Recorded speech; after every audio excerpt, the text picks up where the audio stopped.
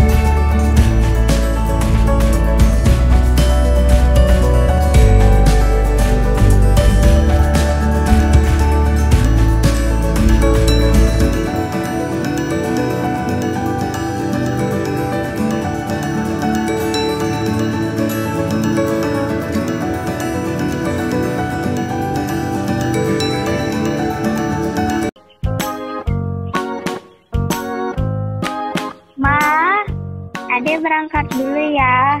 Hati-hati di jalan ya. Sudah siap, Dek? Iya, ayo kita berangkat, Pak. Tapi pasang tali helmnya dulu, Pak, biar aman. Oh, iya.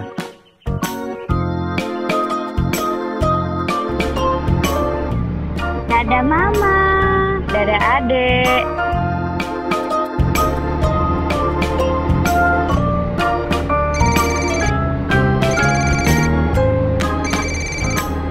Pak, kita jangan berhenti di sini. Kita berhenti di sana saja. Ada rambu-rambu dilarang berhentinya, Pak.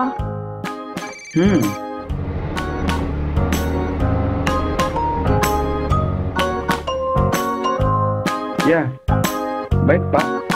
Sebentar lagi saya sampai ke sana.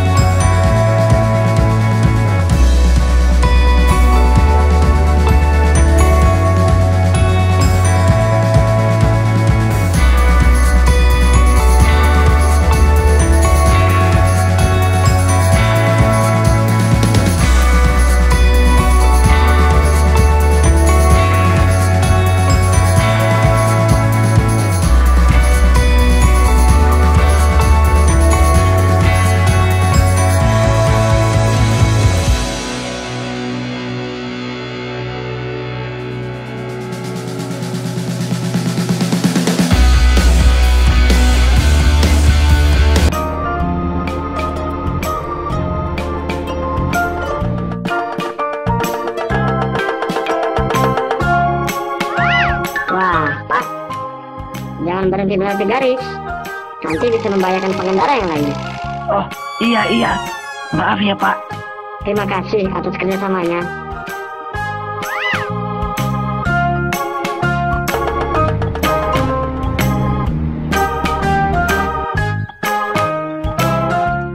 Kalau mau nyebrang di sini saja.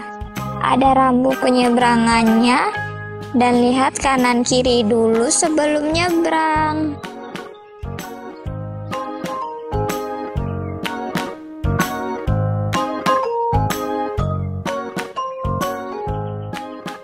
Selamat pagi, Ibu. Selamat pagi.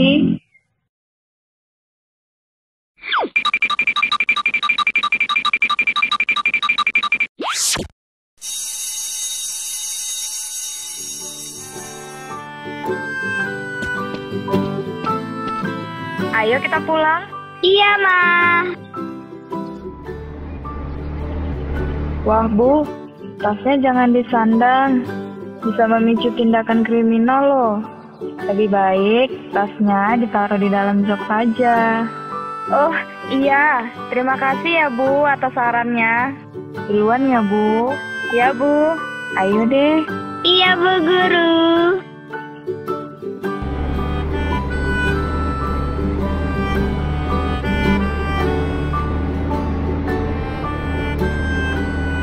Ma, jangan memutar arah dari sini. Bahaya loh.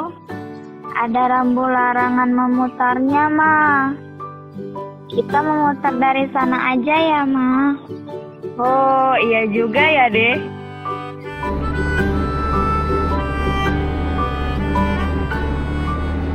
Nah, itu rambu boleh memutarnya, Ma. Yeay, akhirnya sampai juga di rumah dengan selamat. Jika kita taat lalu lintas, kita selamat sampai tujuan.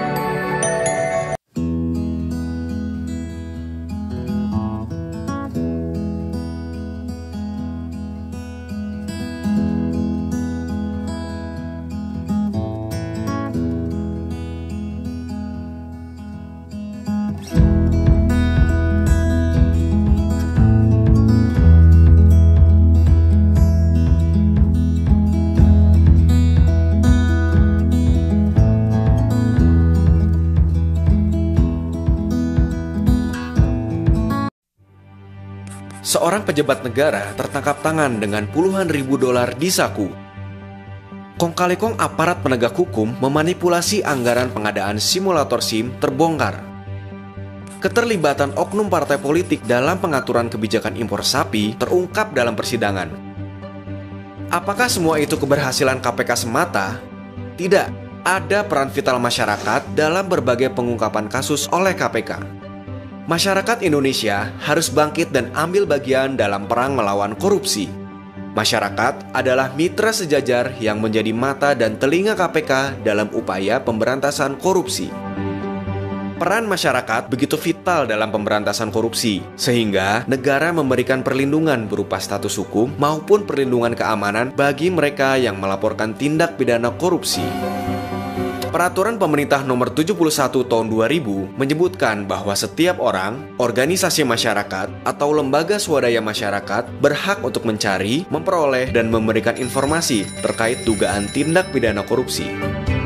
Mereka juga berhak untuk menyampaikan saran dan pendapatnya kepada KPK maupun penegak hukum lain.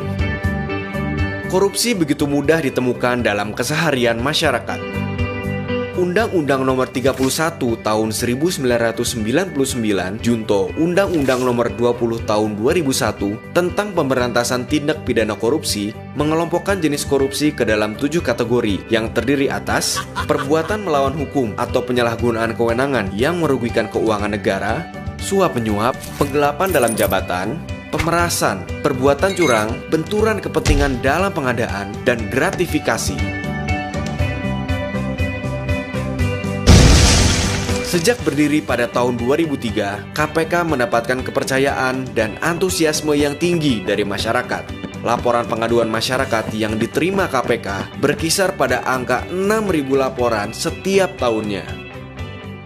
Laporan yang diterima kemudian diproses sesuai mekanisme internal KPK. KPK akan memverifikasi setiap laporan yang masuk.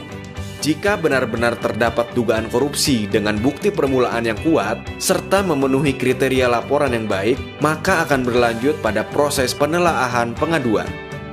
Menurut Pasal 11 Undang-Undang Nomor 30 Tahun 2002, tindak korupsi yang dapat ditangani KPK adalah korupsi dilakukan oleh aparat penegak hukum, penyelenggara negara, serta pihak lain yang terkait menyangkut kerugian negara paling sedikit 1 miliar rupiah, serta mendapat perhatian dan meresahkan masyarakat.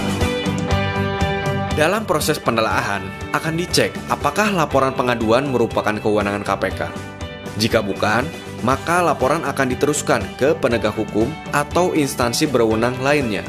Jika merupakan kewenangan KPK, akan dipastikan apakah laporan sudah ditangani aparat hukum lain atau belum.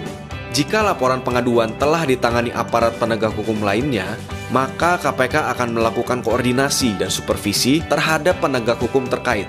Jika belum ditangani dan ditemukan bukti permulaan yang cukup, maka KPK akan melakukan penyelidikan dan dapat ditingkatkan ke penyidikan dan penuntutan.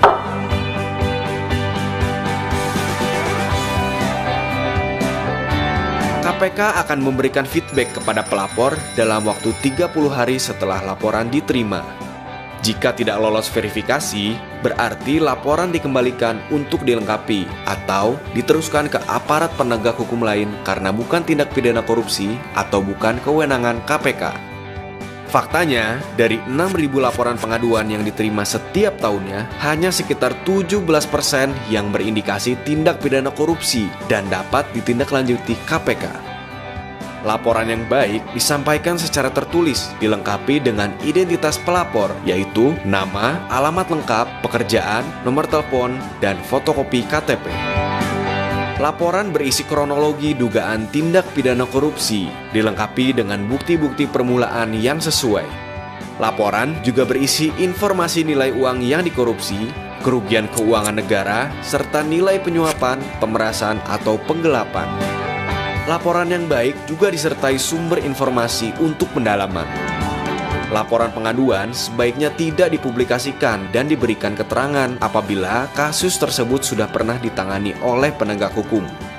Bukti permulaan pendukung yang perlu disampaikan dalam laporan antara lain bukti transfer, cek, bukti penyetoran dan rekening koran bank, laporan hasil audit investigasi, dokumen dan atau rekaman terkait permintaan dana, kontrak, berita acara pemeriksaan dan bukti pembayaran, foto dokumentasi, surat disposisi perintah, bukti kepemilikan, dan identitas sumber informasi.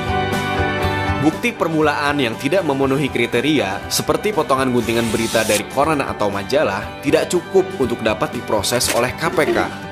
Bukti permulaan harus valid dan dapat dipertanggungjawabkan. Masyarakat dapat menyampaikan laporannya dengan cara datang langsung ke gedung KPK, PO Box, mengirimkan surat melalui fax atau email, melalui telepon, dan melalui SMS. Masyarakat juga bisa menyampaikan laporan dugaan tindak pidana korupsi secara online, yakni melalui KPK Whistleblower System atau KWS di www.kpk.go.id atau kws.kpk.go.id yang dikembangkan sejak tahun 2011. Melalui fasilitas ini, kerahasiaan pelapor dijamin. Masyarakat juga tidak perlu ragu untuk melaporkan dugaan korupsi yang dilakukan oleh atasan, rekan kerja, atau pihak lain yang dikenal. Sebab pelapor dapat menggunakan akun anonim dan berkomunikasi secara berkala dengan KPK. Pelapor juga dapat secara aktif memantau perkembangan laporan yang disampaikan.